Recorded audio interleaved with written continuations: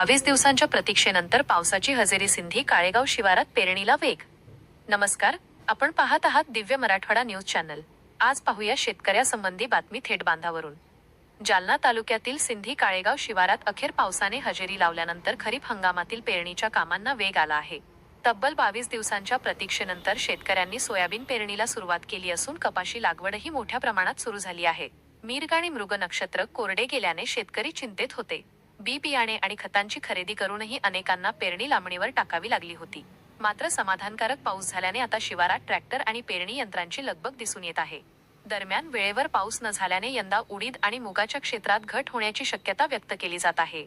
अनेक शेतकरी आता सोयाबीन आणि कपाशी पिकांकडे वळले आहेत. शेतकरी सारंगधर गिराम म्हणाले, उशिरा का होईना पाऊस झाला, आता पेरणीला वेग आला आहे.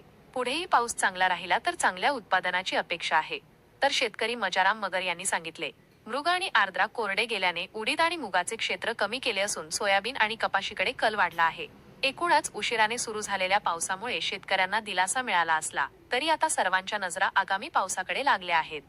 कॅमेरामन सह मी गिरिराज गिराम, दिव्य मराठवाडा, सिंधी काळेगाव, जालना.